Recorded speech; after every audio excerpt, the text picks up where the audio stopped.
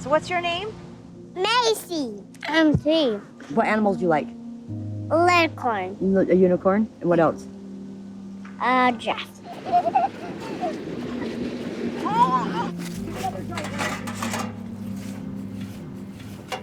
No squish her. What's this one? A princess. That's a princess leaf. And what's this one? Umbrella leaf. Umbrella leaf. It's a baby. It's a crybaby. It's a crybaby. What's your favorite color? Lemon. Yellow lemon. It's sour. That's right. Yellow plum.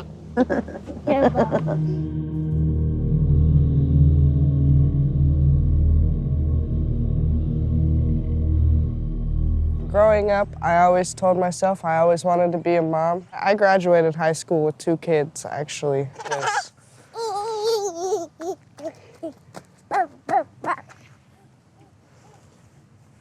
We met through a mutual friend, and we kind of just hit it off, talked all the time, and she enjoyed how I interacted with Macy. Macy's not biologically mine, but she's my daughter.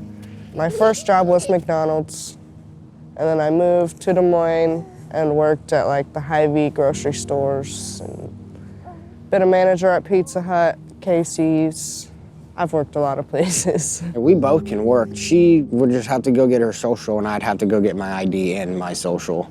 It's more just, we're worried about the girls, and we don't just want to leave them with somebody. And they don't really know anybody but us, because like, they were both kind of pandemic babies, so it's hard for us to get them to warm up to other people.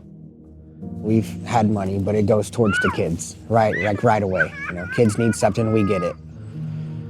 So we can't really necessarily buy things that could help us get out of the hole that we're in. Honestly, what we need to get back out of this hole would be jobs. We don't have money to pay for anything at the moment. Like, per Better se, our transportation, license. kids in daycare, or someone to watch the girls. So I actually lost my license when I was 18. I didn't have it for over a year. I got in a car crash. I didn't have insurance. I was a kid, so I wasn't like, oh, I'm gonna go take care of this and pay it. I just kept driving, you know. Over the years, I racked up some debts.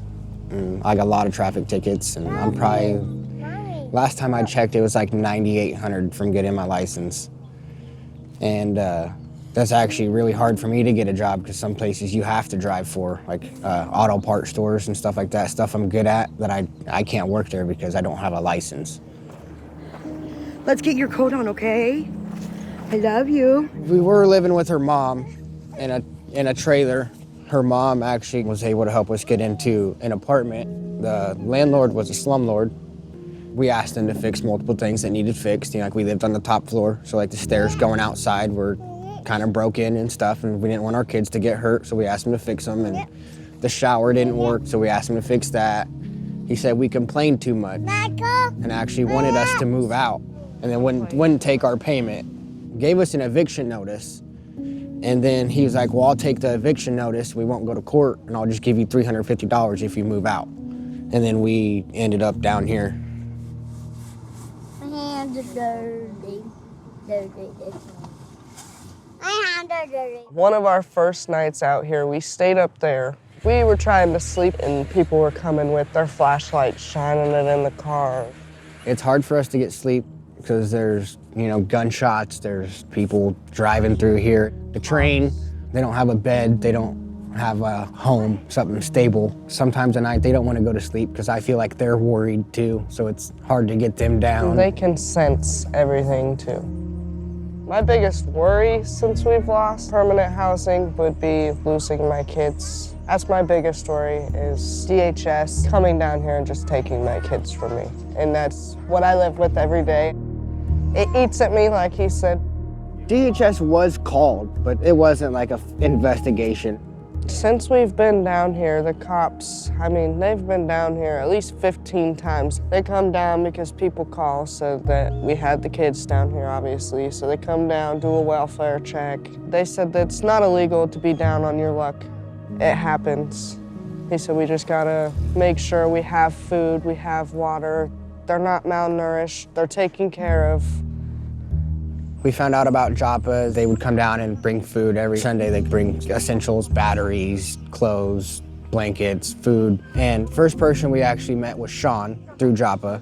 He told us about Pat. Pat drove down here and found us. Joppa's been really good to us. They made sure we're fed, taken care of. They always make sure we have what we need, especially for the girls. So like without Joppa, we wouldn't have as much food as we needed or healthcare things, essentials. Joppa gave us the motivation to like, hey, there's actually people who actually care and they want to help, so we can start this process of getting up out of this hole that we're in.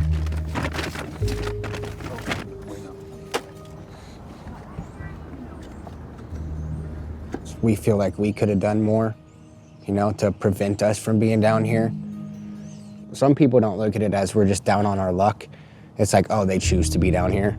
I don't choose to be down here. I don't like this place at all. And we don't. That car's loud. That's super loud.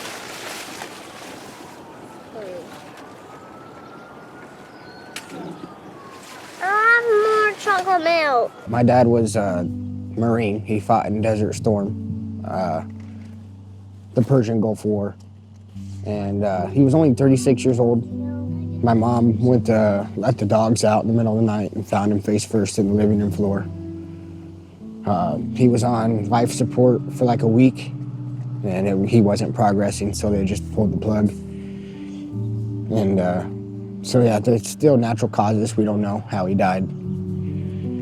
It made it hard for me to do anything. After that, I was in and out of like therapists and psychiatrists, you know, taking on different kinds of medication. And when I was 14, I was actually put in a placement, Orchard Place Child Guidance Center, right there on the south side of Des Moines. I was put in there for 11 months.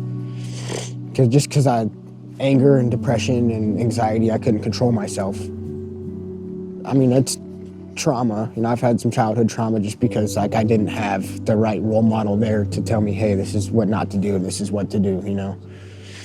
And after he passed, a lot of not good teachers moved into with my mom and took advantage of her and my dad's money. And I don't know, honestly, I grew up angry. I've been an angry person for as long as I can remember. And as an adult, it's hard to transition to not be that person anymore.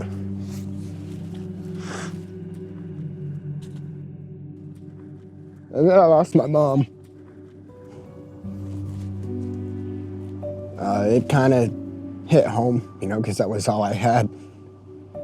And I've still been kind of angry, but I've been more sad than anything, you know, because my mom was probably the hardest thing that I've gone through.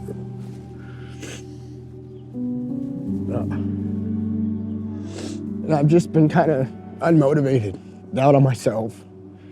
That's part of why we're still in this situation, because I'm just getting up out of that rut of losing her. His mom passed on his dad's birthday. And I feel like that's what's made it harder. And his mom that morning of just was gone.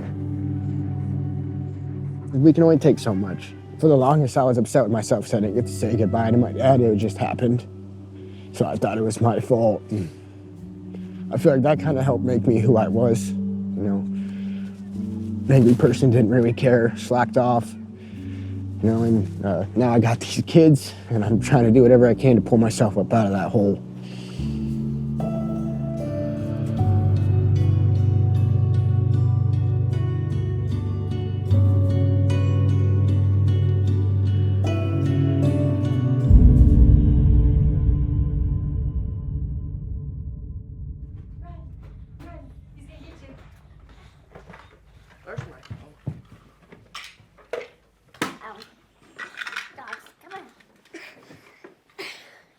Kenny Rose, who you calling? You. Call me? Okay. Hello?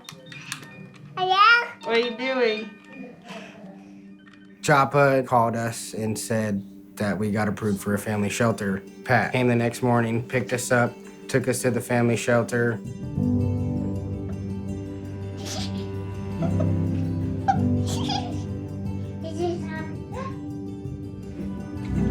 We're at crib sheets here. one of those. Friday when we moved in, we met people from Joppa at the free store, and they let us pick out furniture and stuff. That was a great feeling. It was kind of cool to see the truck full, and kind of just really felt like a new beginning, fresh start.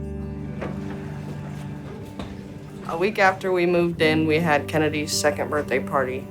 A lot of people came. It was a great turnout. We had ribs and fried chicken. It was a great feeling. We could have a party in our own home. Look, Where's that? Mickey Mouse. Can you show everybody? You tell them thank you. There's a big difference raising them in a tent and then raising them in their own home, because here they're kind of more relaxed. They feel like this is where they belong. It feels like home. Honestly, my favorite part about being here is just our kids have their own spot. They have food, have a bath, a bunch of toys. They're set. Yeah, I mean, it's nice to sit them down at the table and feed them a family meal. We actually get to eat with them instead of make sure they eat first, and then we figure out where we're getting our food from.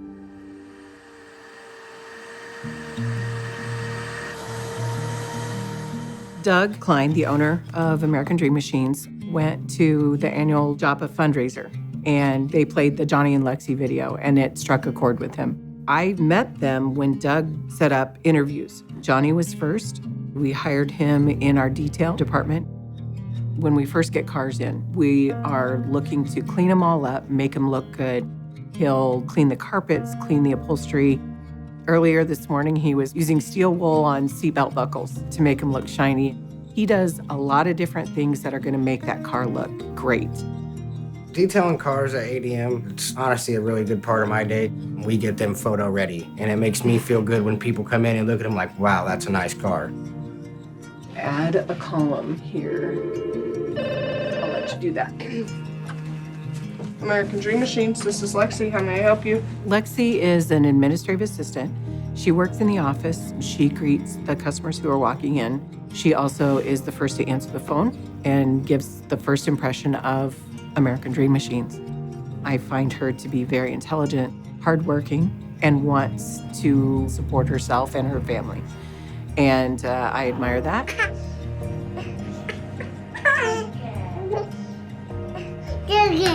They're good. Yeah. Joppa actually helped me pay my fines off so I can get my license back. They also helped me get a car and pay for insurance for the first month. If you guys wouldn't have asked to do an interview, I wouldn't have opened up to talk about some problems. Knowing that people actually care and want to hear my story and what I've been through makes me feel great. And it felt good for me to get that off my chest because I haven't talked about it. Nobody really knew how I felt. Once I got that emotional release, I felt really good, and it made me think better about myself. We wouldn't be here where we're at right now without all you guys, Joppa, Doug, anybody who even reached out and offered to give us some help. God bless you.